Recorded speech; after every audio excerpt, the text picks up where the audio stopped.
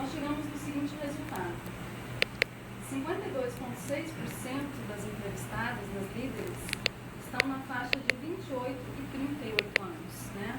O que significa que as mulheres começam a trabalhar mais cedo, né? E exercem cargo de liderança mais cedo também.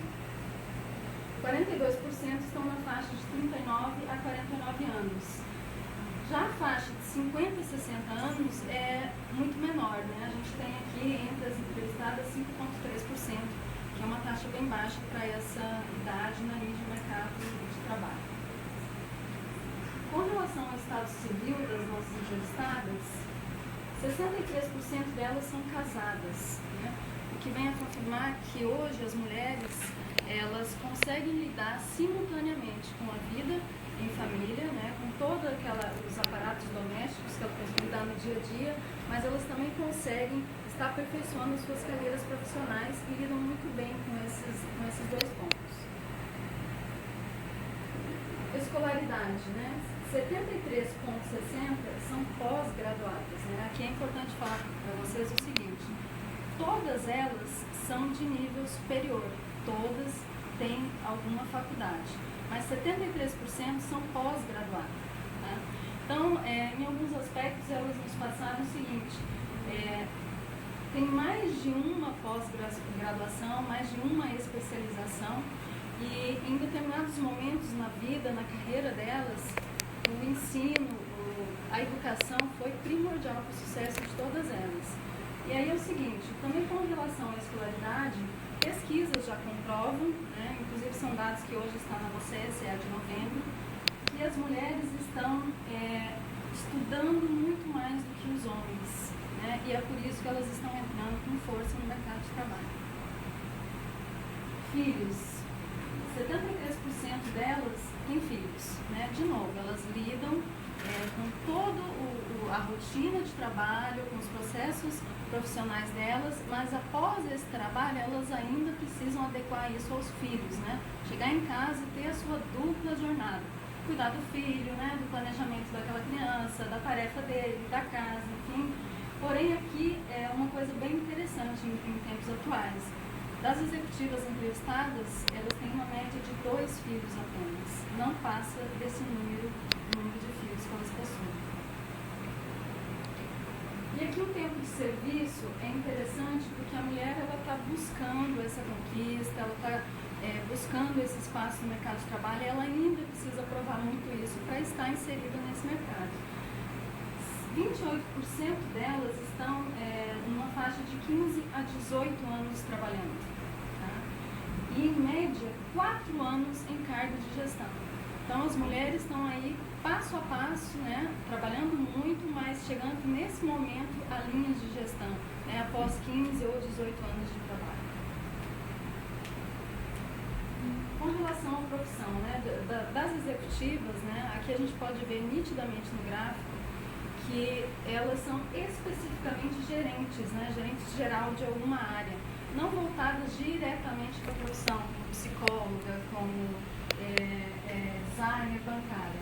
E a gente tem uma linha de gestão aqui que é 16% administradora, algumas são economistas, bancárias, designers e psicólogas. Essas foram as linhas de profissionais que a gente entrevistou. Faixa salarial.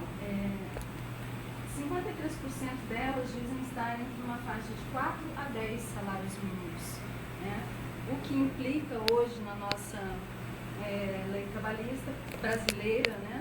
Na Convenção Brasileira, é um índice muito bom, um número muito bom, essa faixa de 4 a 10 salários mínimos. E aí perguntamos a elas o seguinte: o seu salário, né, a sua renda, ela é maior ou não com relação ao seu companheiro? Então, pasmem, aqui a gente vê nitidamente essa desigualdade ainda entre homens e mulheres. 79% delas dizem que não, que o salário delas não é maior que o do seu companheiro. Então, a gente consegue perceber ainda, né, que em tempos atuais a gente ainda lida com essa diferença, né, no nosso dia a dia, infelizmente, né, as mulheres estão aí batalhando e lutando para mudar isso. E aí a gente perguntou a elas, né, vocês abandonariam as suas carreiras por estarem casadas? 85% diz que não. Né? Qual o motivo que elas não abandonam suas carreiras por estarem casadas? Porque elas lidam muito bem com o dia a dia de trabalho, elas conseguem adequar as suas rotinas domésticas e elas conseguem, ao mesmo tempo, estarem estudando, estarem evoluindo e estarem inseridas no mercado de trabalho. E aí a gente não poderia deixar de perguntar para elas, né? Que motivos que você abandonaria a sua carreira? Foi unânime em alguns pontos, né? 26% delas, ao mesmo tempo, nos colocaram que filhos e problemas de saúde fariam elas abandonarem a carreira. Porém, novamente, elas nos informaram que não deixariam a carreira por afazeres domésticos ou pelo marido.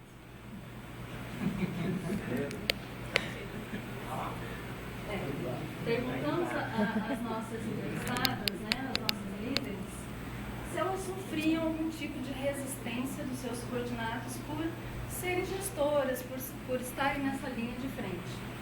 94,7% diz que não, que elas não sofrem nenhum tipo de resistência das pessoas no ambiente de trabalho, onde elas atuam.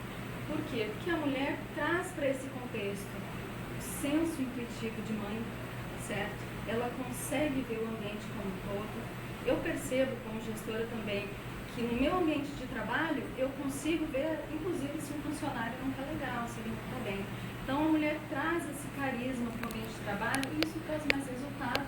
Logo, ela consegue fazer com que as pessoas a sigam, né, nesse ambiente de trabalho. Então, é importante todas elas, quase que unânimes, reforçaram isso durante a entrevista. E aí perguntamos, existem diferenças entre a liderança de homens e mulheres?